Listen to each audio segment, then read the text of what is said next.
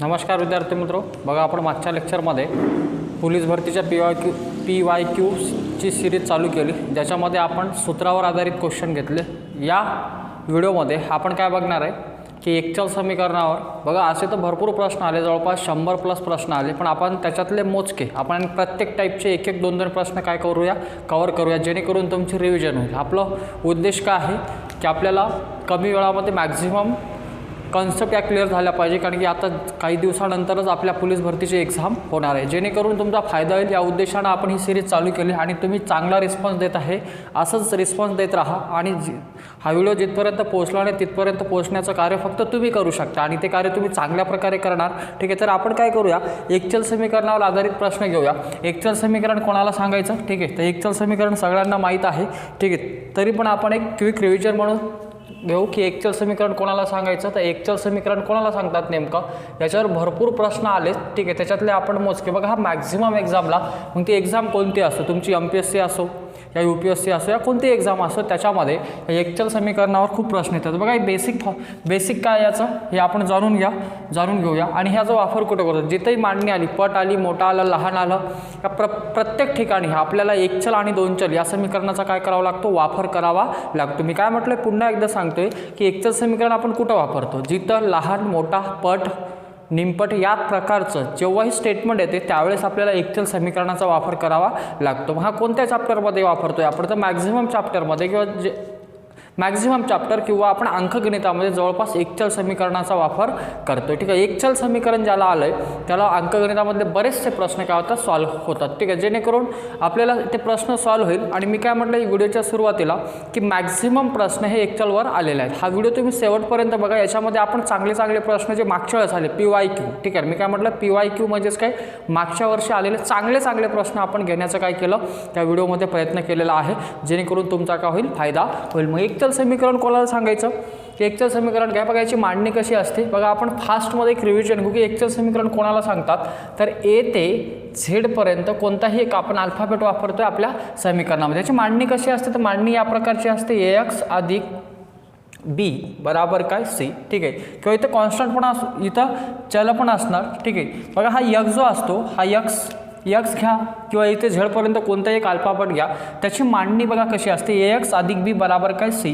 B आणि C या काय असतात, संख्या असतात, ठीक आहे। या काय असतात, संख्या असतात, म्हणजे त्याला आपण काय म्हणू, कॉन्स्टंट असतात, ठीक आहे। काय असते ती, कॉन्स्टंट असते। आणि इथं बघा X आहे, Xच्या समोर हे A काय आहे, कोणती तरी संख्या आहे। पण महत्त्वाचं काय याच्यामध्ये, एकचल समीकरणामध्ये सगळ्यात महत्त्वाचं काय असते, त्याचा घात किती असते, 1 असते, म्हणजे त्याच्या डोक्यावर किती असते, 1 असते, ठीक आहे। इथं अशी मांडणी जर येत असेल तर याला आपण काय म्हणायचं, एकचल। बघा मी पुन्हा एकदा रिपीट करतो की एकचल समीकरण सांगायचं कोणाला, तर A ते Z पर्यंत कोणताही एक अल्फाबेट असेल, ठीक आहे ना, कोणताही काय असेल, एक अल्फाबेट असेल आणि त्याची मांडणी कशी असेल, तर AX अधिक B बराबर काय C। B आणि C या काय असणार आहे, आपल्या कॉन्स्टंट संख्या असणार आहे, म्हणजे कोणती तरी संख्या असणार आहे।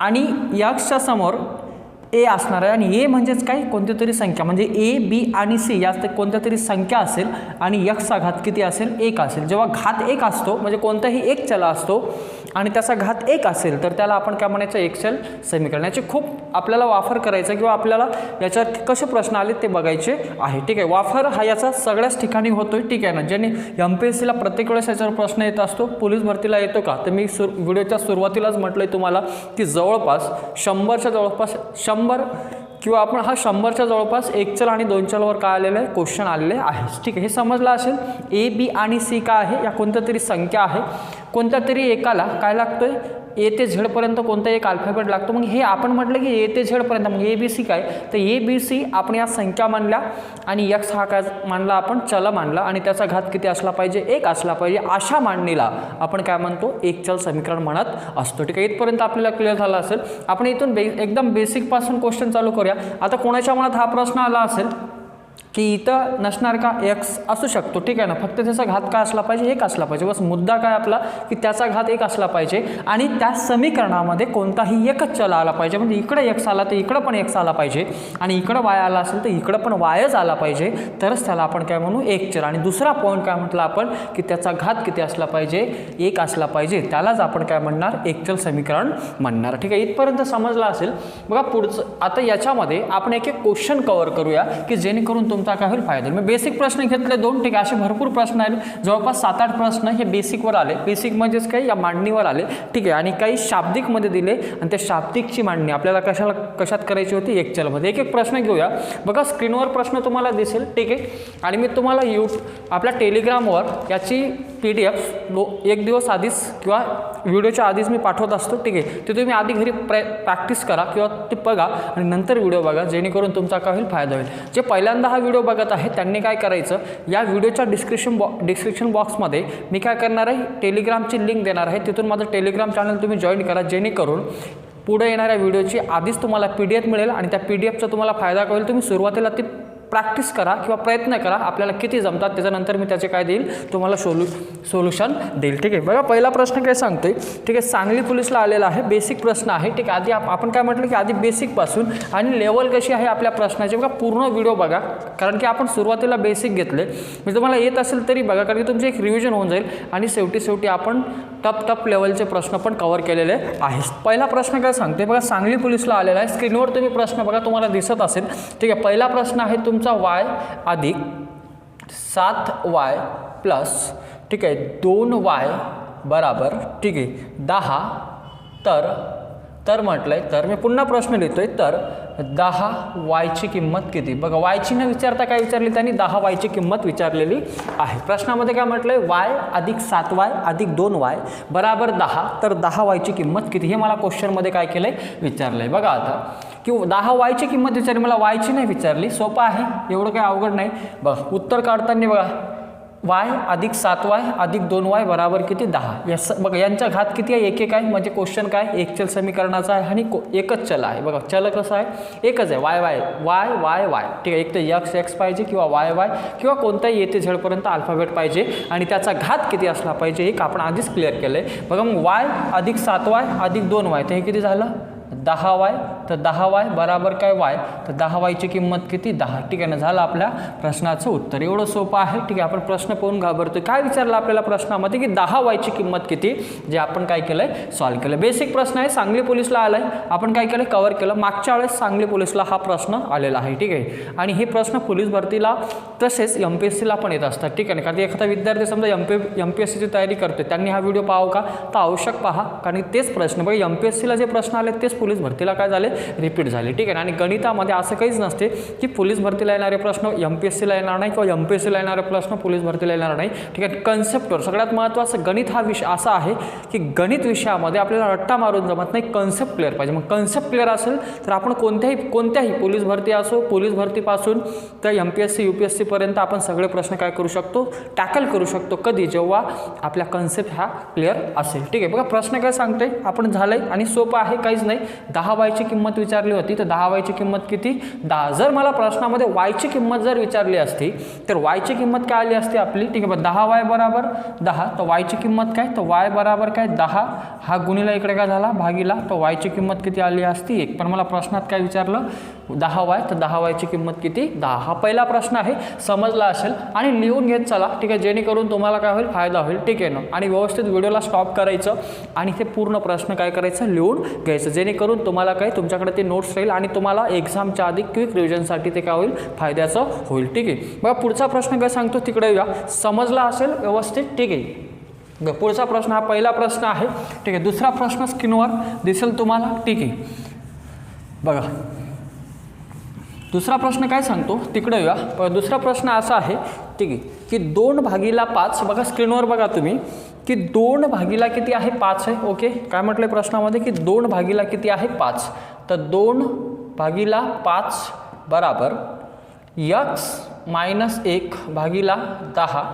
तर यक्षी किंमत किती, हा मुंबई पोलीसला आलेला आहे, तुम्हाला स्क्रीनवर प्रश्न दिसत असेल. तर यक्षी किंमत किती हा प्रश्नामध्ये मला विचारलेलं आहे, ठीक आहे. हे बेसिक घेतले आधी 2, ठीक आहे, जेणेकरून असेही प्रश्न आला तर आपल्याला जमला पाहिजे. उद्देश काय आपला की सगळ्या टाईपचे आपले प्रश्न आपल्याला जमले पाहिजे, ठीक आहे. हा दुसरा प्रश्न आहे, काय सांगतोय 2/5 बराबर x - 1/10. तर यक्षी किंमत किती हे मला क्वेश्चनमध्ये विचारले. काय करावं लागेल, यक्षी किंमत काढायची आहे. बघा हा भागीला इकडे काय होणार आहे, गुणिला होणार आहे, ठीक आहे. तर हे 2/5 गुणिला काय 10, तर हा 2 किती 20, तर 20 काय 20 5 बराबर x - 1. कॅल्क्युलेशन करा, 5 1 5, 5 चूक 20, राहिला का 4, तर 4 बराबर x वजा का 1, मला कशाची किंमत पाहिजे x ची, हा मायनस जो x आहे हा मायनस x इकडं आपण घेऊन गेलो, तो मायनस एक्स हा काय होणार, सॉरी मायनस 1 एक्स नाही फक्त मायनस 1, हा इकडं मायनस 1 इकडे काय होणार आहे प्लस होणार आहे, कारण मला एक्सची किंमत काढायची आहे, मायनस 1 इकडे काय होणार आहे प्लस, मग 4 आणि 1 किती 5, तर एक्सची किंमत किती 5. बघा एवढे सोपे प्रश्न आहे, ठीक आहे. आपण घाबरतोय, प्रश्न पाहून घाबरायचं नसते, बघायचं की क्वेश्चनमध्ये काय विचारलं. हे आपलं काय झालं, एकचलचे बेसिक प्रश्न झाले, आपण 2च घेतले, असे भरपूर प्रश्न आले, ठीक आहे. अवांतर जे प्रश्न आहे किंवा बाकीचे जे प्रश्न मी सोडलेले आहेत ते तुम्ही काय करा, प्रयत्न करा. आपली रिव्हिजन आहे, PYQ सिरीज चालू आहे, तर आपण काय करू, याच्यामध्ये प्रत्येक टाईपचे 1 2 प्रश्न कव्हर करू, जेणेकरून तुमची रिव्हिजन होईल. मी वारंवार म्हणत आहे, तुम्हाला समजला असेल प्रश्न काय सांगतोय. पुढचा प्रश्न काय सांगतो तिकडे येऊया. 1 प्रश्न आपण कव्हर करू, सगळे प्रश्न आलेले आहेत, तुम्ही स्क्रीनवर व्यवस्थित बघत चला, ठीक आहे. बघा पुढचा प्रश्न काय सांगतोय तिकडे येऊ. 750 लिटर पाणी मावणाऱ्या टाकीचा 4/5 भाग पाण्याने भरलेला आहे, ठीक आहे.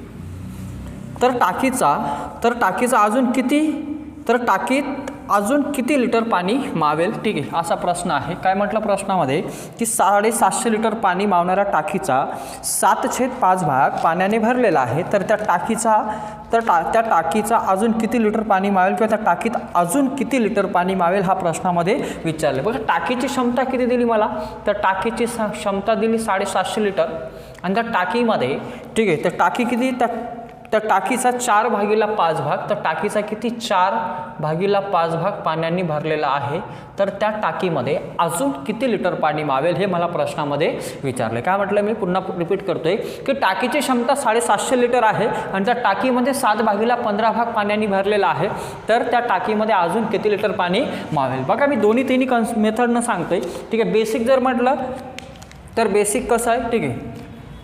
बघा आता बेसिक आपण कसं काढू शकतो, टाकीची क्षमता दिली, ठीक आहे, एकदम बेसिक आहे. त्याच्यानंतर टाकीची क्षमता दिली 750, किती भाग भरलेला आहे 4/15 भाग, म्हणजे पाणी किती भरला हे आपण काढू शकतो. तर 15 1 15, 15 5 किती 75, 50, ठीक आहे. बघा 15 5 75, हा 0, तर 5 चूक किती 20, तर 200 लिटर त्या टाकीमध्ये पाणी भरलेलं आहे, ठीक आहे. तर क्षमता किती आहे टोटल 750 लिटर त्या टाकीची क्षमता आहे.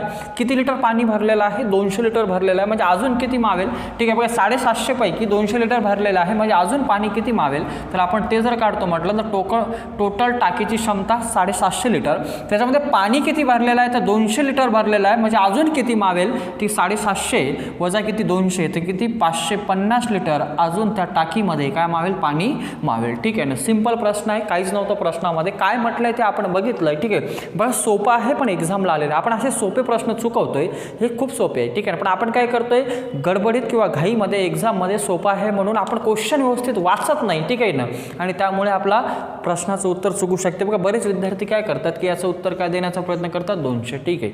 200 नाही, मला काय म्हटलं टाकीमध्ये अजून किती लिटर पाणी मावेल, प्रश्नात काय म्हटलं की त्या टाकीमध्ये अजून किती लिटर पाणी मावेल हे म्हटलं होतं.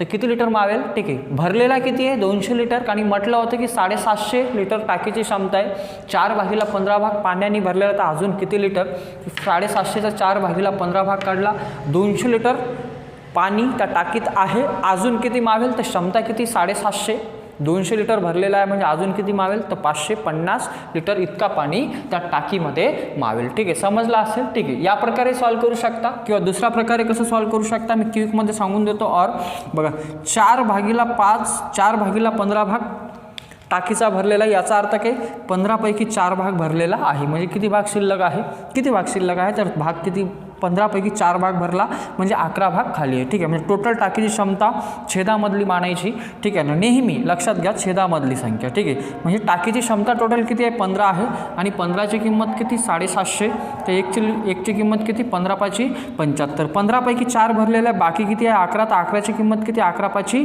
55, ही दुसरी मेथड, ठीक आहे. तर किती बाकी आहे तर 550. कसं आलं, 15 पैकी 4 भाग भरला म्हणजे किती भाग खाली आहे, तर 11 भाग खाली आहे आणि टोटल टाकीची क्षमता 750 लिटर आहे. तर 15 म्हणजेच काय, टाकीची टोटल क्षमता अपूर्णांकामध्ये. तर 15ची किंमत 750, 1ची किंमत किती 50. तर 15 पैकी 4 भरला म्हणजे उरला किती आहे 11 भाग. तर 11 भागाची किंमत किती 550 झालं. आपण असं पण सॉल्व्ह करू शकतो. ठीक आहे, या प्रकारे घ्या किंवा या प्रकारे, मी दोन्ही प्रकारे सांगण्याचा काय केलं, प्रयत्न केला, जेणेकरून तुम्हाला ते चांगल्या प्रकारे समजून जाईल. ठीक आहे, तर पुढचा प्रश्न काय सांगतोय तिकडे येऊया. समजला असेल, ठीक आहे, व्यवस्थित सोडवण्याचा प्रयत्न करत चला प्रश्नाला. ठीक आहे, किंवा समजून घेत चला. ठीक आहे, जेणेकरून तुम्हाला नक्की आणि या सिरीजचा तुम्हाला नक्की फायदा होईल. ठीक आहे, पुढचा प्रश्न काय सांगतोय बघा. आपण बेसिक प्रश्न घेतोय सध्या, म्हणजे बेसिक घेतो याचा अर्थ काय की याच्यामध्ये आपण अवघड घेणार नाही का, तर अवघड पण घेणार आहे. ठीक आहे, मी काय म्हटलं आहे की आपल्याला प्रत्येक टाईपचे 1-1, 2-2 प्रश्न कव्हर करायचे आहे, जेणेकरून आपली रिव्हिजन चांगल्या प्रकारे होईल. ठीक आहे, पुढचा प्रश्न काय सांगतो तिकडे येऊया.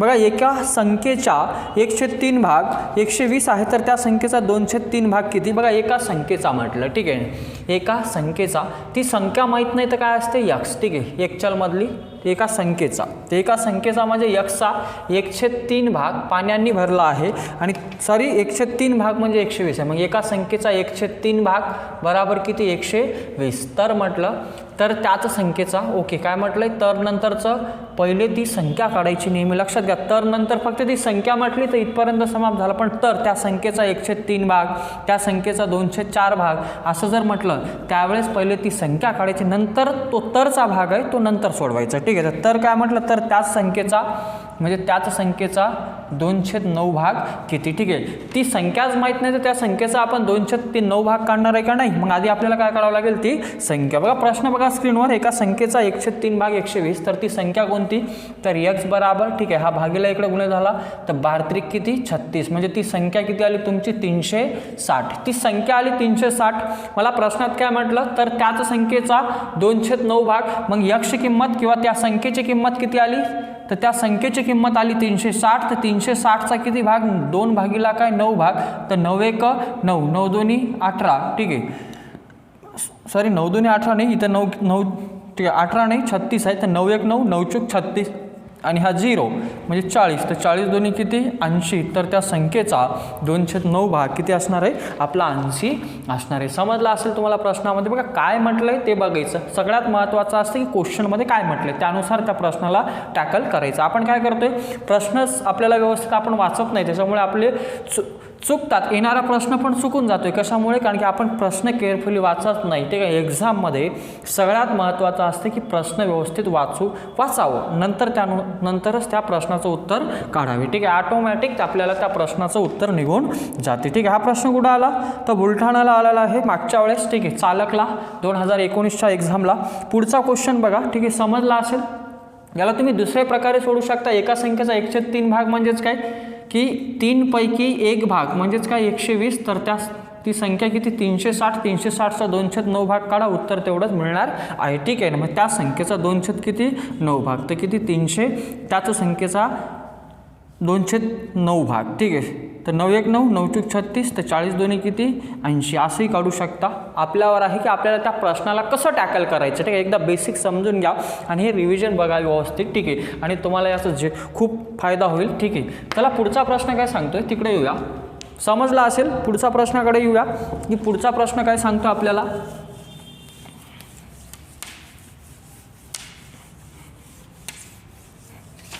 बघा पुढचा प्रश्न असा सांगतोय, बघा पुस्तकाचा 1/3 भाग किंवा पुस्तकाचे 1/3 भाग पाने वाचून झाल्यावर 100 पाने शिल्लक राहिली तर पुस्तकाला पाने किती. ठीक आहे, बघा पुस्तकाची 1/3 भाग. ठीक आहे, काय म्हटलं, पुस्तकाचा 1/3 भाग पाने वाचून झाल्यानंतर 80 पाने काय राहिली म्हटलं, शिल्लक राहिली. तर 80 पाने काय राहिली, शिल्लक राहिली, तर त्या पुस्तकाला पाने किती. वेगवेगळ्या प्रकारे तुम्ही सॉल्व्ह करू शकता. ठीक आहे, बघा लक्षात घ्या.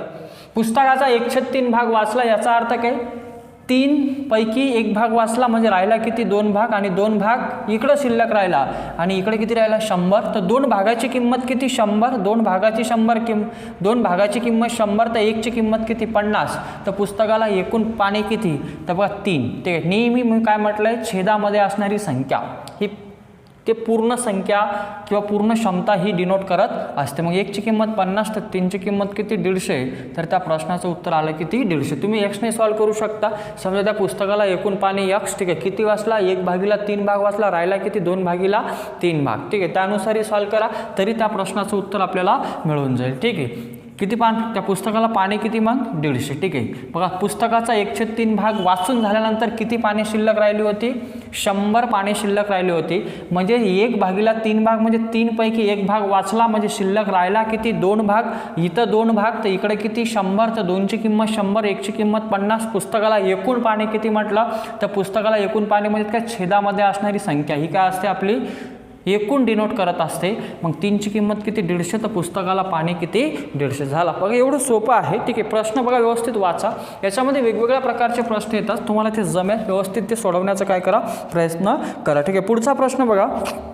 पुढचा प्रश्न खूप चांगला प्रश्न आहे हा. ठीक आहे, हा प्रश्न SRPF गट क्रमांक 5ला आला आणि हाच प्रश्न गट कला आला होता. MPSC गट कला जो प्रश्न MPSCला काय झाला जो प्रश्न पोलीस भरतीला काय झाला रिपीट झाला. काय म्हणतो प्रश्न तिकडे येऊया. बघा प्रश्न असा सांगतोय की एका संख्येतून 8 वजा करून येणाऱ्या वजाबाकीला 8ने भागल्यास भागाकार 2 येतो, तर मूळ संख्येतून 4 वजा करून येणाऱ्या वजाबाकीला 4ने भागल्यास भागाकार काय. ठीक आहे, आपण इतकं मोठा प्रश्न वाचून आपल्याला समजत नाही तर काय करायचं सिंपल एक स्टेटमेंट वाचायचे आणि लिहत जायचं, ऑटोमॅटिक उत्तर निघते. काय म्हटलं मी जेव्हाही आज या टाईपचे प्रश्न येणार त्यावेळेस काय करायचं वाचायचं लिहायचं वाचायचं आणि मांडत जायचं, ऑटोमॅटिक प्रश्न येते. आणि शेवटी प्रश्नामध्ये काय म्हटलंय ते बघा, तर येणाऱ्या वजाबाकीला मूळ संख्येतून 4 वजा करून येणाऱ्या वजाबाकीला 4ने भागल्यास भागाकार काय येईल. प्रश्न स्क्रीनवर व्यवस्थित बघा, आपण वाचून त्याला सोडू. बघा एका संख्येतून 4 वजा करून, मग ती संख्या माहीत नाही. माझ्याकडे PDF काय आहे जी मी टेलिग्रामला टाकली तीच PDF आहे.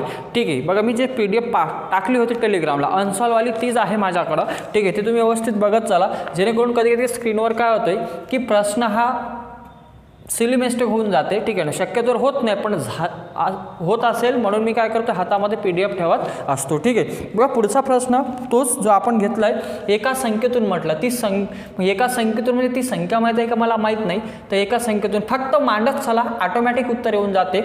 एक संख्या माहीत नाही तर x, एका संख्येतून 8 वजा करून. ओके, मग ती संख्या झाली x मधून 8 वजा करून येणाऱ्या वजाबाकीला, मग येणारी वजाबाकी काय येणार आहे x वजा 8 देणार, कारण x मधून 8 काढले तर x वजा 8, तर येणाऱ्या वजाबाकीला कितीने भागल्यास म्हटलं 8ने भागल्यास भागाकार किती येतो 2 येतो. तर मूळ संख्या म्हणजेच काय x. बघा पुन्हा तर आलं तर तरची कंडिशन कधी जेव्हा ती संख्या निघेल तेव्हाच आपण पुढचं सॉल्व करू शकतो. तरी मी लिहून घेतो. तर मूळ संख्येतून 4 वजा करून, म्हणजे मूळ संख्येतून म्हणजेच काय जी x मानली त्या मूळ संख्येतून 4 वजा करून. ठीक आहे, येणाऱ्या वजाबाकीला बघा मूळ संख्येतून म्हणजे x मधून 4 वजा करून येणारी वजाबाकी x वजा 4 देणार. येणाऱ्या वजाबाकीला किती येणाऱ्या वजाबाकीला 4ने भागल्यास. बघा 4ने भागल्यास उत्तर काय येईल ही मला प्रश्नामध्ये विचारलं. ठीक आहे, इथपर्यंत समजला असेल. ठीक आहे, स्क्रीनवर व्यवस्थित प्रश्न बघा एकदा मी पुन्हा वाचून देतोय. एका संख्येतून ती संख्या मला माहीत नाही. ठीक आहे,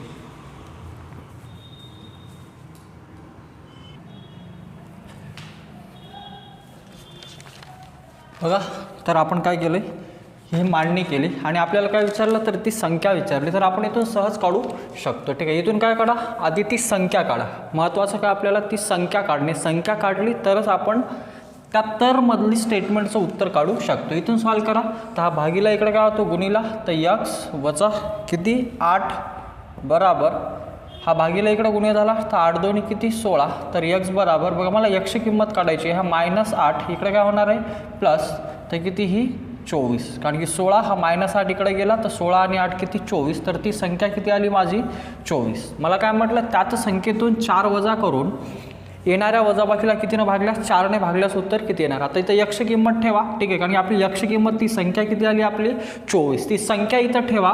जर संख्या जर ठेवली तर 24. ठीक आहे, तर x च्या ठिकाणी काय ठेवावं लागेल आपला 24, तर 24 वजा 4 भागीला काय 4, तर काय येणार आहे 24 वजा 4 किती 20 तो 20/4 बराबर किती 5 झालं. प्रश्नाचं उत्तर आपलं किती आलं 5. बघा प्रश्न व्यवस्थित वाचावं लागते. आपल्याला प्रश्न वाचलं की समजून जाते काय म्हटलं प्रश्नामध्ये. आपण पूर्ण ते सलग जर वाचलं म्हणजे कंटिन्यू त्या प्रश्नाला जर वाचत गेलो तर आपल्याला त्याचं उत्तर कळणार नाही. ठीक आहे. आपल्याला काय किंवा उत्तर काढता येणार नाही. आपल्याला काय करावं लागेल एक एक क्वेश्चन ते स्टेटमेंट वाचून क्वेश्चन म्हणण्यापेक्षा ते स्टेटमेंट किंवा तो वाक्य वाचून ते मांडत जायचं. ऑटोमॅटिक आपल्याला त्या प्रश्नाचं उत्तर मिळून जाईल. ठीक आहे. पुढचा प्रश्न काय सांगतो तिकडे येऊया. समजला असेल तुम्हाला. ठीक आहे. मग पुढचा प्रश्न आहे अकोला चालकला मागच्या वर्षी आलेला आहे म्हणजे 2019ला मागच्या वर्षी म्हणजे मागच्या पोलीस भरतीला. ठीक आहे. बघा पुढचा प्रश्न काय सांगतोय तिकडे येऊया. फक्त मांडत चला प्रश्नाचं उत्तर सहज मिळतो आपल्याला. काय म्हटलंय मी की फक्त स्टेटमेंटला मांडत चला उत्तर आपल्याला सहज मिळून जातो. ठीक आहे. पुढचा प्रश्न काय सांगतोय एका बागेत आंब्याची एकूण रोपे. ठीक आहे. बघा आंब्याची एकूण रोपे दिली प्रश्नामध्ये लिहून घ्यायचं की एकूण रोपे किती दिली तर एकूण रोपे प्रश्नामध्ये दिली तितकी लिहून घ्यायची. आंब्याची एकूण रोपे 800 किती आहे 41 आहे. प्रश्नामध्ये म्हटलं 841 रोपे लावायची आहेत. जेवढ्या रांगा तेवढ्याच आंब्याची रोपे आहेत. काय म्हटलं जेवढ्या रांगा तेवढ्याच आंब्याची काय आहे रोपे आहेत. तेवढ्याच आंब्याची रोपे रांगेत लावायची आहेत. ठीक आहे. सॉरी जेवढ्या रांगा तेवढ्याच आंब्याची रोपे रांगेत लावायची आहेत. तर प्रत्येक रांगेत किती रोपे असतील. ठीक आहे. आता बघा प्रश्नामध्ये आपल्याला रांगाही माहीत नाही रोपेही माहीत नाही. ठीक आहे ना. सॉरी रोपे माहीत आहे पण प्रत्येक रांगेत किती रोपे आहे हे माहीत नाही आणि एकूण रांगा माहीत नाही. मग समजा आपण म्हटलं की एकूण रांगा तर एकूण रांगा आपल्याला माहीत नाही तर किती x आणि प्रत्येक रांगेत ठीक आहे ना प्रत्येक रांगेत तेवढेच रोपे आहे की जेवढ्या काय आहे रांगा आहे. म्हणजेच काय जेवढ्या रांगा असेल तेवढेच काय आहे एका रांगेत काय आहे रोपे आहे. ठीक आहे. मग एका रांगेतील रोपे मग एका रांगेतील रोपे. ठीक आहे. तर एका रांगेतील रोपे किती असणार आहे जेवढ्या रांगा आहे तेवढे रोपे किती रांगेत आहे एका रांगेत हा प्रश्न सांगतो. बघा तुम्ही जेवढ्या रांगा तेवढ्याच रोपे एका रांगेत आहे. मग एका रांगेतील रोपे किती आहे मग जेवढ्या रांगा मग एकूण रांगा किती x तेवढेच काय असणार आहे रोपे. ठीक आहे. त्याला सॉल्व करा. बघा एकूण रोपे काय एका रांगेत समजा 5 आणि एकूण रांगा 5 असेल तर आपण रोपे किती काढणार तर 5 गुणिला काय 5 तर 5 5 किती 25 तर एकूण रोपे किती होणार 25. हे एक एक्झाम्पल दिलं आहे की समजा एका रांगेत 5 रोपे आणि रांगा किती 5 तर एकूण रोपे किती 25. मग इथे किती आहे आपल्याकडे रोपे 841. मग आपल्याला काय करावं लागेल एका रांगेतील रोपे गुणिला एकूण रांगा बराबर काय एकूण रोपे किती 841 तर x गुणिला x वर्ग बराबर काय 841 तर x बराबर किती 841चा वर्गमूळ काढावा लागेल. तर 841चा वर्गमूळ किती निघतो 29. तर x ची किंमत किती 29 म्हणजेच काय 29 रांगा एकूण 29 रांगा आणि एका रांगेत रोपे किती 29. मला प्रश्नात काय म्हटले त्यांनी तर प्रत्येक रांगेत किती म्हणजे एका रांगेत किती रोपे तर किती 29 आणि रांगा पण किती 29. ठीक आहे. कधी कधी काय म्हणतात 1/3 वगैरे जसा प्रश्न आला तसा त्याला मांडा उत्तर ऑटोमॅटिक मिळून जातो. ठीक आहे. प्रश्न सांगतोय का त्यानुसार जा आपल्याला प्रश्नाचं उत्तर सहज मिळून जातोय. ठीक आहे. समजला असेल. पुढचा प्रश्न बघा काय सांगतोय ते व्यवस्थित समजून घेत चला. ठीक आहे. प्रश्नामध्ये काहीच नसतो आपल्याला ते समजायला पाहिजे. ठीक आहे. वाटलं इम्पॉर्टंट क्वेश्चन आहे तर लिहून घ्यायचं व्हिडिओ स्टॉप करून जेणेकरून आपल्याला काय होईल नेक्स्ट रिव्हिजनसाठी. बघा रिव्हिजन हीच आपली रिव्हिजन आहे पण तरी वाटलं तर ह्याला लिहून घ्यायचं किंवा स्क्रीनशॉट मारून घ्यायचं जेणेकरून आपल्याला काय होईल त्याचा नक्की फायदा होईल. ठीक आहे. पुढचा प्रश्न काय सांगतोय तिकडे येऊ.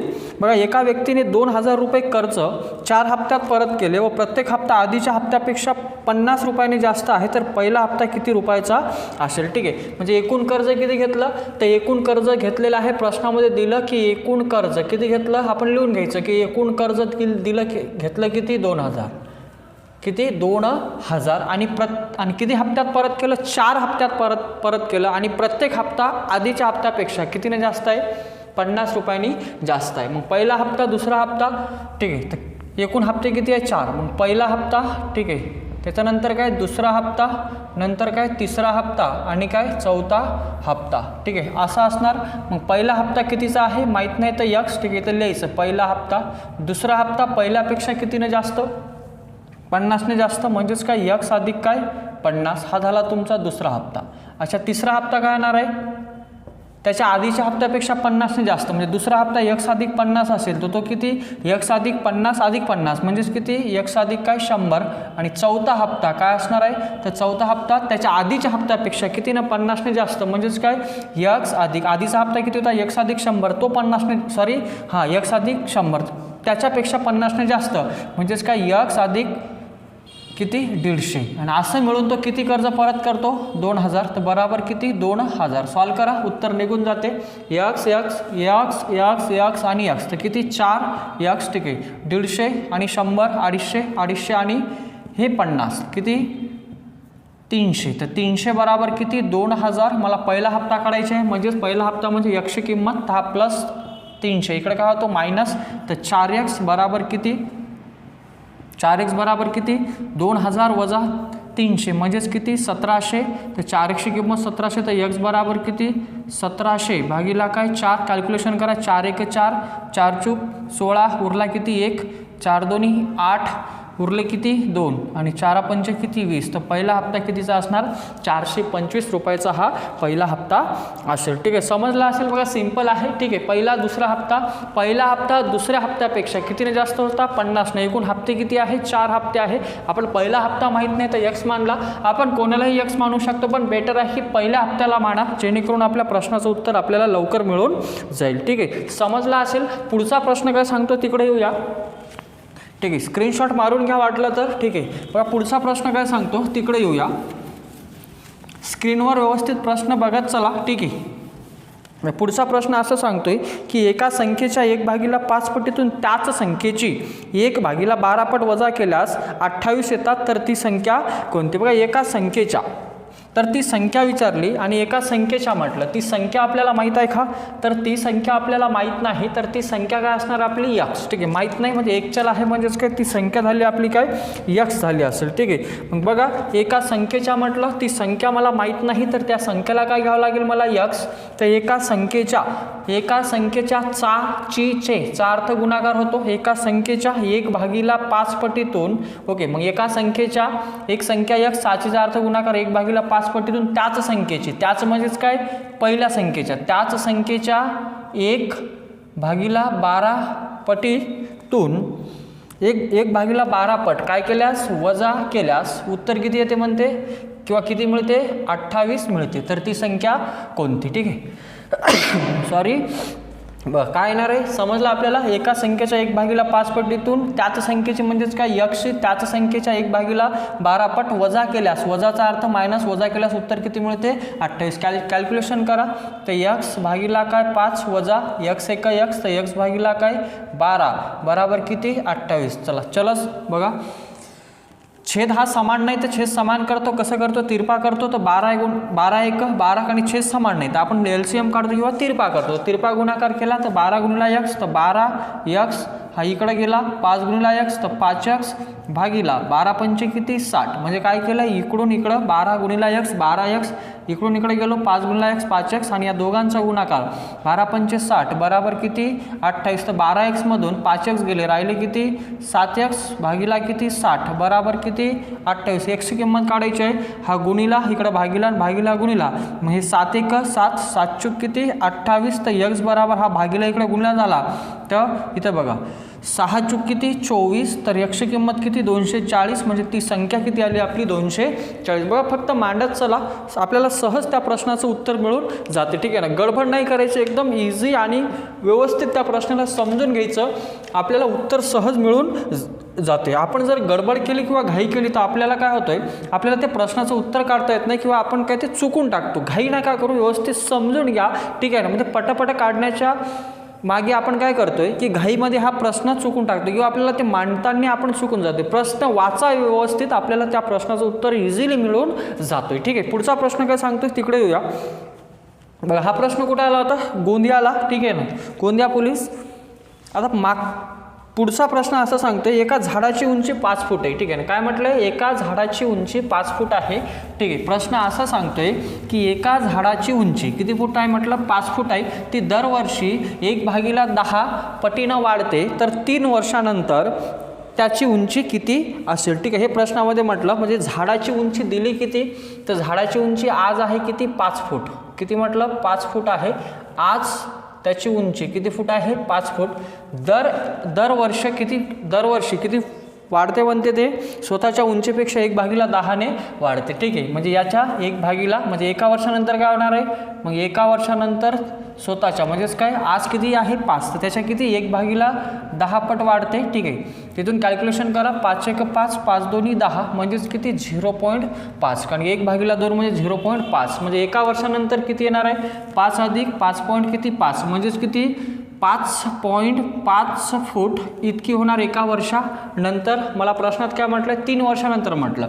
एका वर्षानंतर 5.5, पुढच्या वर्षी म्हणजे दुसऱ्या वर्षी काय होणार आहे 5.5 वर अजून 1/10. ठीक आहे, हे असं होईल. कॅल्क्युलेशन करा बघा. 5.5 भागिला 5.5 गुणिला 1/10 आहे. 10 आहे म्हणजे 1 0 सरकतो, म्हणजेच काय 0.55, म्हणजे दुसऱ्या वर्षी काय येणार आहे 5 + 5 आणि हे किती वाढली 0.55 वाढली, म्हणजेच दुसऱ्या वर्षी किती झाली तर 5.5 + 0.55. चला बेरीज करा, इतकं तुम्हाला जमते. ठीक आहे, बघा इथं 0 कॅल्क्युलेशन करा. 0 + 5 5, 5 × 5 किती 10, हातचाला 1, 5 × 1 किती 6, म्हणजे 2 वर्षानंतर किती झाली ती 6.05. तिसऱ्या वर्षी अजून किती वाढणार तेवढीच वाढणार 1/10, तर तिसऱ्या वर्षी किती वाढेल तर 6.05 किती वाढणार 1/10. पुन्हा एक घर सरका म्हणजे 0.605 इतकी होईल. ठीक आहे, म्हणजेच किती येणार आहे मग 3 वर्षानंतर किती वाढेल तर 6.05 आणि तिसऱ्या वर्षी किती वाढली 0.605. कॅल्क्युलेशन करा. 5 5 6 पॉईंट आणि 6 तर किती 6.655 इतकी काय होईल ती वाढेल. ठीक आहे, समजला असेल प्रश्न. बघा व्यवस्थित समजा. पहिल्या वर्षी किती वाढली 1/10, दुसऱ्या वर्षी पण 1/10, तिसऱ्या वर्षी पण 1/10 किती 10. बघा पहिल्या वर्षी वाढेल ते आज किती आहे 5 फूट, मग पहिल्या वर्षी किती 1/10 ते वाढल्यानंतर दुसऱ्या वर्षी वाढणार आहे. ठीक आहे, म्हणजे याचंच 3 हे नाही करायचं, म्हणजे पहिल्या वर्षी काढायचं किती आलं 5.5, दुसऱ्या वर्षी या दुसऱ्या वर्षी म्हणजे पहिल्या वर्षी 5.5 तर दुसऱ्या वर्षी किती या 5.5चं किती 1/10 पॉईंट किती 55. ठीक आहे, असं करता करता फायनली 3 वर्षानंतर तो झाड किती वाढेल 6.655 इतका फूट तो होऊन जाईल. ठीक आहे, हा पुढचा हा प्रश्न समजला असेल, सोपा आहे. ठीक आहे, आज सांगलीला आलेला प्रश्न आहे. बघ याचा पुढचा प्रश्न मजेशीर आहे. पूर्ण प्रश्न बघा, इथून थोडेसे आता क्लिष्ट प्रश्न म्हणजे आपल्याला समजायला थोडेसे अवघड आहे, पण उत्तर यांचे सोपे आहे. ठीक आहे ना, पण आपण काय करतो प्रश्न केअरफुली वाचत नाही, त्याच्यामुळे आपल्या प्रश्नाचे उत्तर किंवा आपल्याला ते प्रश्न जमत नाही. ठीक आहे, तसं नाही करायचं, व्यवस्थित प्रश्न वाचायचं, आपल्याला सहज त्याचं उत्तर मिळून जातोय. ठीक आहे, समजला असेल प्रश्न. पुढचा प्रश्न काय सांगतोय तिकडे येऊया, व्यवस्थित समजून घ्या. प्रश्न सोपेच असतात. ठीक आहे, आपण काय करतोय प्रश्न केअरफुली वाचत नाही, त्याच्यामुळे आपले आन्सर चुकून जातात. ठीक आहे, बघा पुढचा प्रश्न काय सांगतोय. एका नदीमध्ये पहिल्या दिवशीच्या दुप्पट शिंपले दुसऱ्या दिवशी सापडतात. त्या नदीत 6व्या दिवशी 384 शिंपले सापडले असतील तर पहिल्या दिवशी नदीमध्ये किती शिंपले सापडले असतील. बघा पहिल्या दिवशीच्या दुप्पट दुसऱ्या दिवशी म्हणजे दिवस किती आहे 1 दिवस 2 आपण लिहून घेऊ इथं 3 त्याच्यानंतर 4 त्याच्यानंतर 5 आणि काय 6 असे दिवस किती आहे 6. ठीक आहे, किती दिवस आहे 6. पहिल्या दिवशी काय झालं पहिल्या दिवशीच्या दुप्पट म्हणजे पहिल्या दिवशी सिंपले 1 सापडले असेल तर दुसऱ्या दिवशी याच्या दुप्पट किती 2x, तिसऱ्या दिवशी याच्या दुप्पट म्हणजेच काय 2xच्या दुप्पट किती 4x, चौथ्या दिवशी याच्या दुप्पट म्हणजेच किती 8x, पाचव्या दिवशी काय त्याच्या आदल्या दिवशीच्या दुप्पट म्हणजेच किती 16x आणि 6व्या दिवशी 16xच्या दुप्पट किती 32x. ठीक आहे, म्हणजे 6व्या दिवशी किती 32x सापडले. ठीक आहे, आणि इकडं क्वेश्चनमध्ये किती 6व्या दिवशी 384 म्हणून आपल्याला पहिल्या दिवशी विचारलं पण 6व्या दिवशी एक्सच्या फॉर्ममध्ये किती आलं 32x. बघा प्रश्न सोपा आहे, प्रश्नामध्ये काहीच नाही. तर हे 32x आणि 6व्या दिवशी किती सापडले 384. ठीक आहे, कॅल्क्युलेशन करा, इथून येऊन जाते. ठीक आहे, 32 1 32 32 1 32 उरले किती 6, 32 दोन्ही किती 64, एक्सची किंमत किती 12.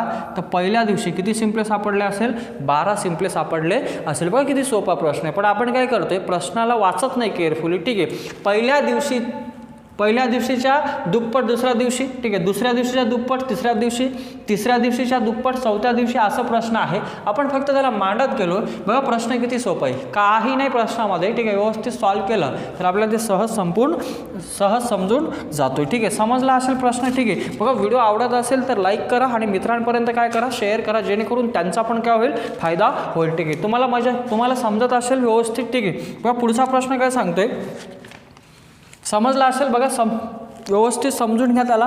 पुढचा प्रश्न असं सांगतोय की एका वर्गामध्ये, बघा लक्षात घ्या, पुढचा प्रश्न सांगतोय का एका वर्गामध्ये 18 मुलं फार उंच आहे म्हटलं, ठीक आहे.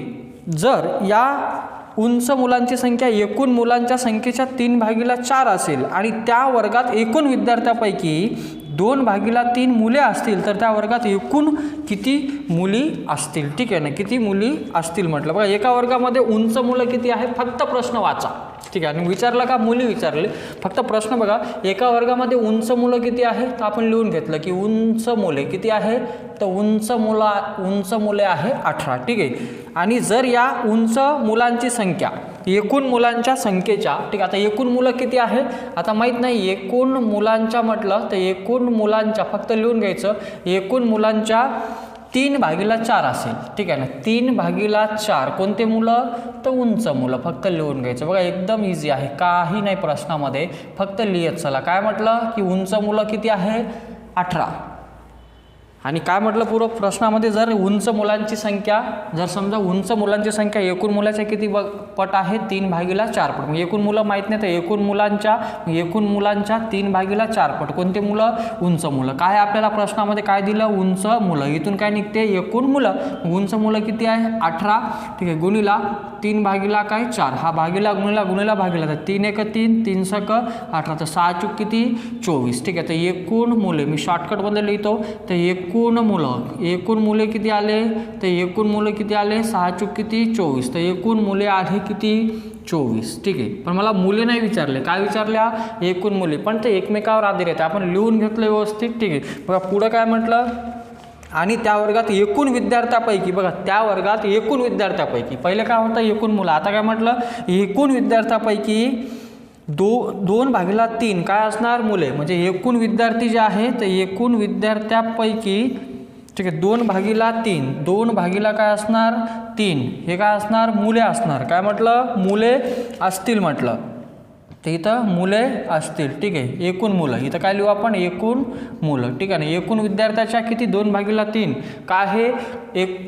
एकूण विद्यार्थ्याच्या 2/3 काय आहे, एकूण मुले आहे. आणि एकूण मुले किती आहे आपल्याकडं, 24, फक्त लिहित चला, 2/3, तर हे काय, एकूण विद्यार्थी, ठीक आहे. मुली ऑटोमॅटिक निघते, मुलं मिळाले की मुली मिळून जातात, ठीक आहे. इथं मुलं मिळाले पण एकूण विद्यार्थ्याच्या किती आहे, 2/3, गुणिला गुणिला, तर 2 × 1 2 2 4, तर 12 किती, 36, तर एकूण विद्यार्थी किती आले, तर एकूण विद्यार्थी आले 36. मला विद्यार्थी विचारले का नाही, मला काय विचारलं, एकूण मुली. पण एकूण मुलं 24, एकूण विद्यार्थी 36, तर मुली किती, साहजिक आता काढू शकतो, तर मुली बराबर एकूण मुली किती असणार आहे, एकूण विद्यार्थी 36, त्याच्यात मुलं किती, 24, तर मुली किती, 12. खतम झालं आपल्या प्रश्नाचं उत्तर, ठीक आहे. काय केलं आपण, सिंपल प्रश्नाला वाचत गेलो, मांडत गेलो, ऑटोमॅटिक त्या प्रश्नाचं उत्तर आपल्याला मिळालं, ठीक आहे. बघा प्रश्न व्यवस्थित एकदा समजून घ्या, ठीक आहे ना. एक तुम्हाला वेळ देतोय 5-10 सेकंद की नेमका प्रश्न कसा आहे बघा.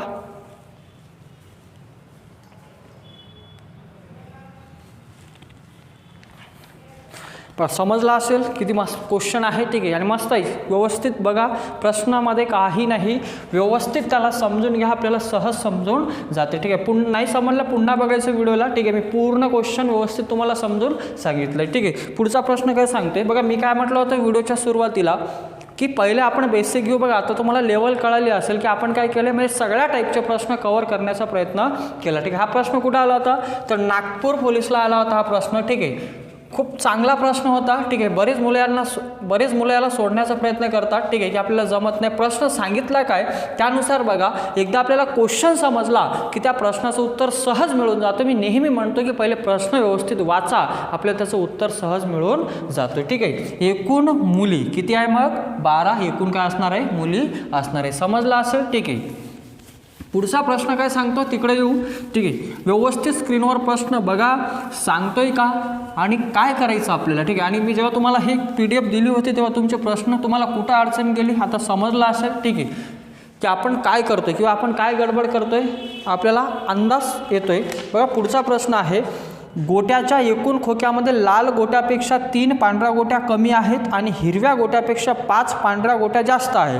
जर त्या खोक्यात एकूण 10 पांढऱ्या गोट्या असतील तर खोक्यात एकूण गोट्या किती. बघा सगळ्यात महत्त्वाचं दिलं आहे आपल्याला की एकूण गोट्या म्हणजे जेव्हा माहिती काय दिली, ठीक आहे, एकूण पांढऱ्या गोट्या किती आहे, तर पांढऱ्या गोट्या आपल्याला प्रश्नात दिल्या तर ते लिहून घ्यायच्या की पांढऱ्या गोट्या, तर पांढऱ्या गोट्या किती आहे, तर पांढऱ्या गोट्या किती दिल्या आपल्याला 10, ठीक आहे. याच्यावरून आपला उत्तर सहज आता मिळून जातो. आता पांढऱ्या गोट्याचा संबंध कोणासोबत येतोय, एक एक लिहा आणि वाचा, एकूण गोट्या आपल्या सहज मिळून जाते. बघा गोट्याच्या एका खोक्यामध्ये लाल गोट्यापेक्षा 3 पांढऱ्या गोट्या कशा आहे, कमी आहे. बघा लाल गोट्यापेक्षा म्हणजे कोणापेक्षा, ज्या लाल गोट्या आहे फक्त लिहून घ्यायचं लाल गोट्यापेक्षा, ठीक आहे. जे लाल गोट्या आहे त्याच्यापेक्षा पांढऱ्या ज्या आहे पांढऱ्या गोट्या किती न, तर पांढऱ्या गोट्या 3, ते लाल गोट्यापेक्षा 3 पांढऱ्या गोट्या काय कमी आहे, पांढऱ्या गोट्या 3 कशा आहे, कमी आहे. इथून आपल्याला काय निघते, गोट्याच्या एका खोक्यामध्ये लाल गोट्यापेक्षा 3 पांढऱ्या गोट्या कशा आहे, कमी आहे, ठीक आहे ना. 3 पांढऱ्या गोट्या कशा आहे, कमी आहे. कोणापेक्षा, लाल गोट्यापेक्षा. इथं आपण थोडंसं चुकवलं आहे, ठीक आहे, व्यवस्थित लिहून घेऊ. लाल गोट्यापेक्षा, लाल पेक्षा 3 कमी आहे, कोणत्या, पांढऱ्या, ठीक आहे. मी आता हे एवढंच लिहितो, लाल गोट्या पांढऱ्यापेक्षा किती कमी आहे, 3 कमी आहे, ठीक आहे ना. लाल गोट्यापेक्षा 3 पांढऱ्या गोट्या कमी आहे, कोणत्या गोट्या, पांढऱ्या गोट्या 3 कमी आहे, कोणापेक्षा, लालपेक्षा, ठीक आहे. चला मग पांढऱ्या गोट्या आपल्याला माहीत आहे तर लाल निघून जाते. पांढऱ्या किती आहे, 10 इथं ठेवा, ठीक आहे. तर लाल अधिक काय 3, हा +3 इकडे काय होतो, सॉरी इथं मायनस आहे, -3 इकडे काय होतो, प्लस होतो. मग लाल बराबर किती, 13, ठीक आहे. पांढऱ्या किती झाल्या आपल्याकडं, पांढऱ्या प्रश्नात दिल्या 10, लाल किती 13, ठीक आहे. आणि पुढं काय म्हटलं आहे बघा, आणि हिरव्या गोट्यापेक्षा 5 पांढऱ्या गोट्या कशा आहे, जास्त आहे, ठीक आहे. बघा हिरव्या गोट्यापेक्षा म्हणजे हिरव्यापेक्षा पांढऱ्या गोट्या, ठीक आहे, पांढऱ्या गोट्या कितीने जास्त आहे, 5ने जास्त आहे. तर प्लस किती, 5, कोणत्या गोट्या, पांढऱ्या गोट्या. हिरव्या गोट्यापेक्षा पांढऱ्या गोट्या 5ने जास्त आहे, ठीक आहे. कळत आहे का, हिरव्या गोट्यापेक्षा पांढऱ्या गोट्या 5ने जास्त आहे. याचा अर्थ हे पुन्हा व्यवस्थित आपण लोड घेऊ. इथपर्यंत समजलं. लाल किती आहे, 13 आहे. आणि प्रश्नात काय म्हटलं आहे, पांढऱ्या पुढं म्हटलं हिरव्या गोट्यापेक्षा 5 पांढऱ्या गोट्या कशा आहे, जास्त आहे, ठीक आहे ना. हिरव्या गोट्यापेक्षा म्हणजे हिरव्यापेक्षा 5 गोट्या, ठीक आहे, 5 गोट्या जास्त आहे, कोणत्या, पांढऱ्या, ठीक आहे ना. थोडंसं चुकलं, काही नाही प्रश्नामध्ये. बघा हिरव्या गोट्यापेक्षा 5 गोट्या जास्त, कोणत्या, पांढऱ्या. तर पांढऱ्या किती आहे इथं आपल्याला माहीत आहे 10, हे प्लस किती 5, हा प्लस इकडे काय होतो, मायनस. तर हिरव्या गोट्या बराबर किती, 5, हिरव्या किती 5, ठीक आहे. लाल किती 13 आणि हे किती 10. तर एकूण गोट्या किती झाल्या, 10, 13, 23 आणि 5 किती 28, ठीक आहे. तर आपल्याला एकूण गोट्या किती आल्या आपल्याकडं, तर एकूण गोट्या बराबर एकूण गोट्या किती आल्या, 10 अधिक 13 अधिक किती 5, तर किती एकूण गोट्या 28. काहीच नाही, प्रश्न व्यवस्थित वाचा, आपल्याला सहज समजून जाते की प्रश्नामध्ये काय म्हटलं. खूप सोपा प्रश्न आहे, फक्त वाचत चला. प्रश्नात दिल्या काय होत्या आपल्याला, एकूण गोट्या, एकूण पांढऱ्या गोट्या किती दिल्या होत्या, 10, फक्त आपण लिहित गेलो. मग काय म्हटलं, लाल गोट्या त्या पांढऱ्या गोट्यापेक्षा 3 कशा आहे, कमी आहे. मग लाल गोट्या 3 कमी, कोणापेक्षा, पांढऱ्यापेक्षा. पांढऱ्या माहीत आहे आपल्याला, तर लाल वजा 3, तर हा -3 इकडे काय झाला, प्लस. तर लाल गोट्या किती झाल्या, 13, ठीक आहे ना. कळालं का, लालपेक्षा 3 कमी, कोणत्या, पांढऱ्या. म्हणजे याचा अर्थ काय, लाल कशा असणार, जास्त, किती न, 3. मग 10 आणि 3 किती, 13, लाल गोट्या 13. आणि हिरव्या गोट्यापेक्षा 5 गोट्या पांढऱ्या कशा जास्त, याचा अर्थ हिरव्या गोट्या पांढऱ्यापेक्षा 5ने कशा असणार आहे, कमी असणार आहे.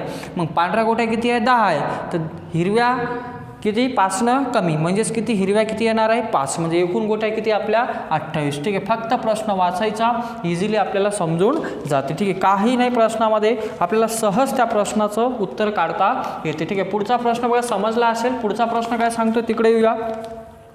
बघा एका संख्येला 2ने भागण्याऐवजी, ठीक आहे. बघा आता प्रश्न फक्त मांडा आणि लिहा, सिंपल आहे, ठीक आहे. बघा आपण या टाईपचे प्रश्न घेण्याचं कारण काय आहे की तुमची व्यवस्थित रिव्हिजन होईल आणि तुमच्या कन्सेप्ट या क्लिअर होऊन जाईल, ठीक आहे. समजलं नसेल तर पुन्हा व्हिडिओला काय करायचं, बॅक जायचं थोडंसं आणि बघायचं की मी काय केलं, ठीक आहे. मांडणी व्यवस्थित करा, सहज आपल्याला त्या प्रश्नाचं उत्तर मिळून जाते, ठीक आहे. बघा पुढचा प्रश्न काय सांगतो, एका संख्येला 2ने भागण्याऐवजी 2ने गुणले असता उत्तर 8 आले तर खरे उत्तर काय. म्हणजे आपल्याला काय करायचं होतं, एका संख्येला 2ने भागायचं होतं पण आपण भागितलं नाही, काय केलं, त्याच संख्येला 2ने काय गुणलं, ठीक आहे. म्हणजे ती संख्या माहीत नाही एक्सला 2ने भागायचं होतं पण 2ने गुणलं तेव्हा उत्तर किती आलं म्हणते 8. हे प्रश्न सांगतोय, ठीक आहे. एका संख्येला 2ने भागण्याऐवजी म्हणजे भागायचं होतं पण काय केलं आपण, चुकीनं गुणून टाकलं तर उत्तर किती आलं 8 आलं. तर खरं उत्तर काय, ती संख्या काढून घ्या, हा भागीला 2, इकडे काय होतं गुणिला, तर x बराबर काय 4, ठीक आहे. तर खरे उत्तर काय येणार आहे, तर आपल्याला भागायचं होतं म्हणजेच काय x भागीला 2, तर xची किंमत किती आली 4, तर 4 भागीला 2 म्हणजेच काय 2, तर खरे उत्तर किती 2. काय करायचं होतं, भागायचं होतं पण चुकीने काय करून टाकलं आपण, गुणलंय, ठीक आहे. तर गुणलं तर उत्तर किती आलं होतं 8. कोणत्या संख्येला, एका संख्येला, ती संख्या माहीत आहे का, माहीत नाही x, तर xला 2ने गुणल्यावर उत्तर 8, ती संख्या 4 पण आपल्याला काय करायचं होतं, भागायचं होतं, मग 4ला 2ने भागितलं तर उत्तर किती येते 2. तर खरं उत्तर काय आपलं 2 असणार, ठीक आहे. कळाला असेल. बघा इझी आहे प्रश्न, व्यवस्थित समजून घ्या, प्रश्नामध्ये काहीच नाही, ठीक आहे. आपल्याला प्रश्न केअरफुली वाचायचा आहे, बाकी प्रश्नामध्ये काहीच नसते, ठीक आहे. घाबरायचं नाही, व्यवस्थित सोडवण्याचा प्रयत्न करा, सहज ते सुटतोय, ठीक आहे ना. पुढचा प्रश्न काय सांगतो तिकडे येऊया. बघा पुढचा प्रश्न असं सांगतोय की सीता बाजारातून काही फळे विकत आणते, आईने विचारल्यावर ती म्हणते 15 सोडून सर्व सफरचंद, 20 सोडून सर्व आंबे व 25 सोडून सर्व केळी आहेत, तर सीताने एकूण फळे किती आणल्या, ठीक आहे ना.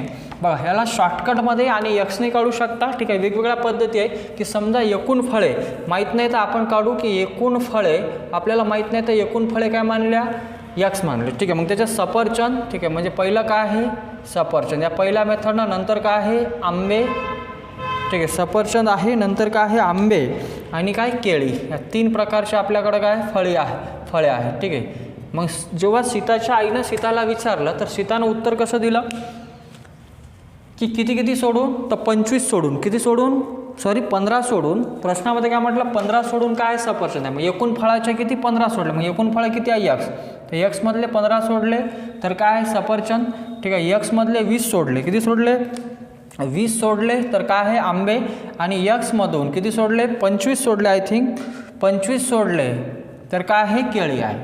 तर एकूण बाजारातून किती फळे आणले, तर एकूण फळे काय मानले आपण एक्स, ठीक आहे. तर एकूण फळे एक्स आहे, कोणते कोणते सफरचंद, आंबे आणि केळी, ठीक आहे. इथून बेरीज करा, तर एकूण फळे किती आहे आपल्याकडं एक्स, आणि एक्सच्या एकूण फळे एक्स, आणि इथे किती आले एक्स आणि एक्स, तर किती 3x वजा, इथे कॅल्क्युलेशन करा किती येणार आहे 15 आणि 20 किती 35 आणि 25 ते किती 60 वजा किती 60, चलाकडे संख्याकडे, ठीक आहे. उत्तर काढा, हा इकडं आणा, तर 3x, हा प्लस एक्स इकडे काय होणार मायनस, आणि हा मायनस तिकडे काय जाणार प्लस जाणार. 3x एक्स गेला, राहिला काय 2x, तर 2x बराबर किती 60, तर x बराबर किती 30, तर एकूण फळे किती 30. ही पहिली मेथड झाली.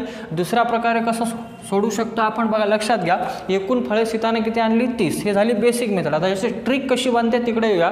बघा आता ट्रिक अशी आहे, ठीक आहे, ते ट्रिक जे म्हणू आपण, तर ट्रिक कशा प्रकारची आहे बघा, एकूण फळे बराबर, तर एकूण फळे किंवा एकूण वस्तू, तर सोडून असणाऱ्यांची बेरीज, तर सोडून असणाऱ्यांची काय बेरीज करायची वजा एकूण प्रकारचे फळे वजा किती 1 या प्रकारचे, ठीक आहे. बघा सोडून असणाऱ्यांची बेरीज, मग सोडून असणाऱ्यांची बेरीज म्हणजे काय 15 सोडून 20 सोडून आणि काय 25 सोडून बराबर एकूण किती प्रकारचे फळे आहे इथं 3, तर 3 वजा काय 1, ठीक आहे. तर 15 20 ही किती 60, तर 60 भागीला 2 तर किती 30, तर एकूण फळे किती 30. असं काय करतो आपण 1 सोडून, बघा ट्रिक बनली कशी इथूनच आहे, ठीक आहे. हा प्लस एक्स इकडे काय झाला मायनस, मग 3x मधून 1x गेला, राहिला किती 2x, आणि इथं बघा सगळ्यांची बेरीज, ठीक आहे. ट्रिक काय आहे बेसिकचाच भाग असतो, ठीक आहे, फक्त त्याची मांडण्याची पद्धत कशी आहे वेगळी आहे. एकूण फळे बराबर काय सोडून असणाऱ्या सगळ्या फळांची बेरीज भागीला एकूण प्रकारचे फळे भागीला काय वजा 1 कॅल्क्युलेशन केलं, उत्तर किती आलं 30. ते एकूण फळे किती आले आपले 30 आले. बघा प्रश्न व्यवस्थित, ठीक आहे, समजला असेल तुम्हाला. प्रश्न सोपा आहे, फक्त समजून घेण्याचा काय करा, त्याला प्रयत्न करा, तुम्हाला व्यवस्थित ते समजेल. ठीक आहे, बघा व्यवस्थित बघा समजला असेल काय सांगते प्रश्न. ठीक आहे, व्यवस्थित समजून घेत चला, आपल्याला त्या प्रश्नाचं उत्तर सहज मिळतोय. लक्षात घ्या. ठीक आहे, आपल्याला फक्त ते समजून घ्यायचे. ठीक आहे, पुढचा प्रश्न काय सांगतो तिकडे येतोय.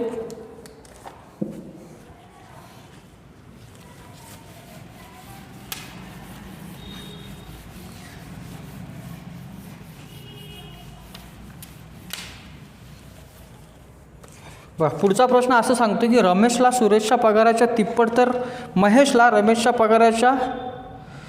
रमेशला सुरेशच्या पगाराच्या निंपट तर महेशला रमेशच्या पगाराच्या तिप्पट पगार आहे. जर महेशचा पगार 4,500 रुपये असेल तर सुरेशचा पगार किती. बघा सिंपल आहे, फक्त लिहित जा, व्यवस्थित समजते. कोणाचा पगार म्हटलं, रमेशचा पगार. रमेशचा पगार हा सुरेशच्या पगाराच्या, ठीक आहे, निंपट म्हणजे 1/2, फक्त लिहित जा, ऑटोमॅटिक उत्तर येते. आणि पुढे काय म्हटलं तर महेशला रमेशच्या पगाराच्या किती पट म्हणते, तिप्पट. ठीक आहे, तर महेश नावाचा जो व्यक्ती आहे, ठीक आहे, फक्त लिहा इथं महेशला रमेशच्या पगाराच्या, कोणाच्या, रमेशच्या पगाराच्या किती, तिप्पट पगार आहे. जर महेशचा पगार किती आहे, 4,500 रुपये. झाला आपल्या प्रश्नाचं उत्तर. आपण फक्त मांडलंय.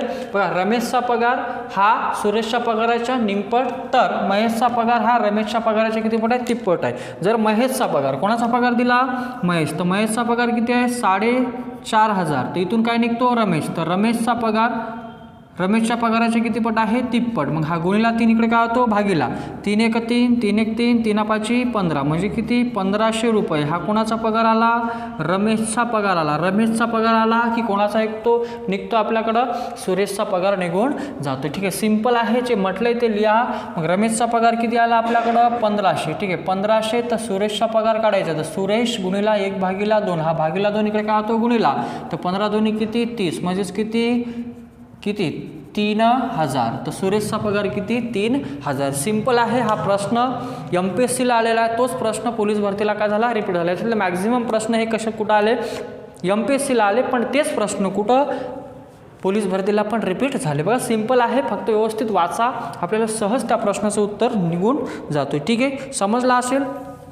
पुढच्या प्रश्नाकडे येऊ. ठीक आहे, व्यवस्थित मांडा. महत्त्वाचं काय आहे की मांडणी व्यवस्थित करा. एकदा आपल्याला मांडणी कळाली की कशाही प्रश्न येऊ द्या, किती अवघड येऊ द्या, आपण सहज सॉल्व्ह करू शकतो. काय होतं प्रश्नामध्ये, रमेशचा पगार सुरेशच्या पगाराच्या निंपट. लिहिला आपण रमेशचा पगार सुरेशच्या पगाराच्या निंपट म्हणजे 1/2, आणि महेशचा पगार हा रमेशच्या पगाराच्या तिप्पट, तर रमेशच्या पगाराच्या तिप्पट. मग कोणाचा पगार दिला प्रश्नामध्ये, महेशचा मांडला किती, 4,500.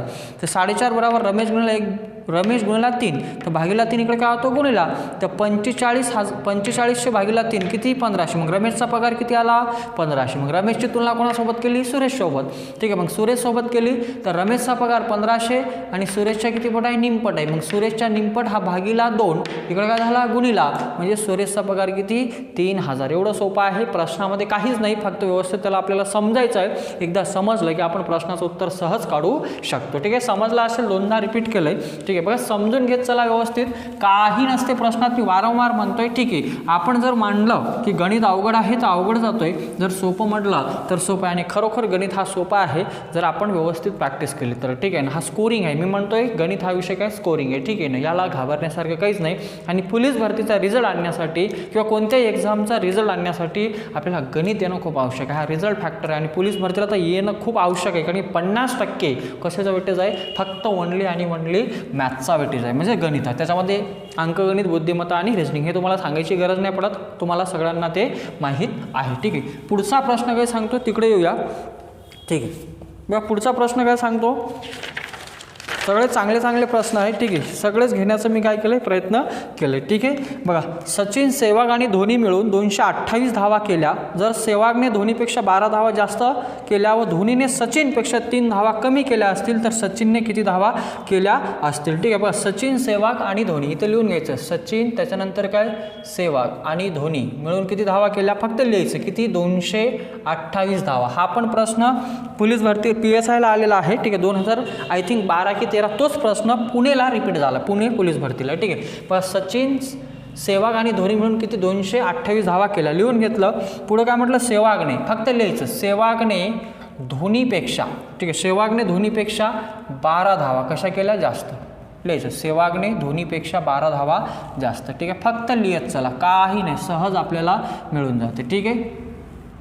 आता कोणं किती धावा केल्या माहीत नाही, फक्त लिहून घ्या पहिले स्टेटमेंटला काय काय म्हटलं. आणि पुढं काय म्हटलंय, आणि धोनीने सचिनपेक्षा, धोनीने कोणापेक्षा, सचिनपेक्षा 9 धावा कमी केल्या, 9 धावा कमी केल्या. धोनीने सचिनपेक्षा 9 धावा कमी केल्या. आता मला सांगा, आपल्याकडे ना धोनीच्या धावा माहीत आहे ना, सचिनच्या ना सेहवागच्या, मग कोणाच्याही धावाला एक्स माना, काही फरक पडत नाही, उत्तर मिळून जाते, किंवा इथं ठेवलं तरी जमते. पण गडबड करण्यापेक्षा आपल्याला कळालं आता की काय काय होतं ते. ठीक आहे. पण काय म्हटलं होतं की तिघांनी मिळून 228 धावा. ओके. त्याच्यानंतर काय म्हटलं, सेहवागने धोनीपेक्षा 12 धावा जास्त. मग सेहवाग बराबर धोनीपेक्षा 12 धावा जास्त, जास्तचा अर्थ प्लस. ठीक आहे. आणि धोनीने सचिनपेक्षा 9 धावा काय केल्या, कमी केल्या. आता कोणाच्या धावा किती आपल्याला माहीत नाही, मग कोणाची धावा एक्स माना, कोणाची धावा एक्स मानला की आपल्याला कोणाच्या धावा मिळून जाते, सचिनच्या धावा मिळते. समजा आपण मानलं की समजा धोनीनं एक्स धावा केला, किती धावा, एक्स, तर एक्स बराबर काय, एक्स मायनस काय 9.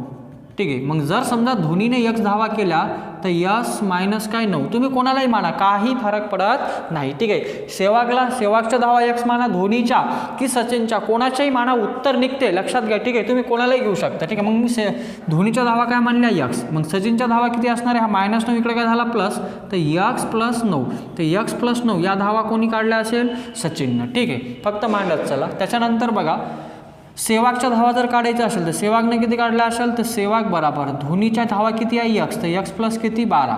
तर बघा सेहवागच्या धावा झाल्या एक्स प्लस 12, सचिनच्या धावा झाल्या एक्स प्लस 9 आणि धोनीच्या काय एक्स. मग तिघं मिळून, मग तिघांच्या ठिकाणी किंमत ठेवा. ठीक आहे. सचिनच्या धावा किती, मग एक्स प्लस काय 9. ओके. प्लस सेहवागच्या धावा एक्स प्लस किती 12 आणि धोनीच्या धावा किती, एक्स बराबर किती 228. चला बेरीज करा, उत्तर काढा. झालं आपलं प्रश्नाचं उत्तर. एक्स आणि एक्स तर किती 3x, 12 आणि 9 किती 21 प्लस 21 बराबर काय 228. हा प्लस 21 तिकडे काय होतो मायनस, तर 3x बराबर. ठीक आहे. वजाबाकी करा. 8मधून 1 गेला 7. ठीक आहे. 2मधून 2 गेला 0, तर 207. तर x बराबर किती 207 भागिला 3. तर कॅल्क्युलेशन करा. 3 1 3, 3 6 18, किती उरले 2, 3 9 27, तर 69. पण 69 कोणाच्या धावा आल्या, आपण कोणाच्या मानल्या होत्या, त्या धोनीच्या. मग सचिनच्या धावा किती, सचिनच्या धावा किती मानल्या आपण, एक्स प्लस 9, म्हणून सचिनच्या धावा बराबर एक्स प्लस 9, म्हणजेच एक्स बराबर 69 अधिक 9, तर यस बराबर किती 78. तर सचिनच्या धावा किती 78. तुम्ही कोणालाही एक्स माना, धोनीला माना, सेहवागला माना की सचिनला माना, आपण 3 म्हणजे एक्स कोणालाही मानून, म्हणजे याच प्रश्नाला आपण 3 प्रकारे सॉल्व्ह करू शकतो. समजला असेल. फक्त मांडणी बघा, प्रश्न सांगतोय का व्यवस्थित त्याला समजून घ्या, आपल्याला त्या प्रश्नाचं उत्तर सहज मिळतोय. बघा प्रश्न व्यवस्थित. ठीक आहे ना. 10 सेकंद देतो तुम्हाला काय डाऊट आहे बघा, व्हिडिओ स्टॉप करून ते बघण्याचा प्रयत्न करा. ठीक आहे. समजला असेल. ठीक आहे. बघा 2-3 प्रश्न राहिले. ठीक आहे. तर व्हिडिओ थोडा लांबला आहे आपला. ठीक आहे. ते 2-3 प्रश्न सोडवण्याचा प्रयत्न करा. वाटलं तर मी त्या टेलिग्रामला त्याचं उत्तर तुम्हाला टाकून दिलं. व्हिडिओ आवडला असेल तर काय करा, लाईक करा आणि मित्रांपर्यंत शेअर करायला विसरू नका. थांबतोय. धन्यवाद. भेटूया नवीन व्हिडिओमध्ये.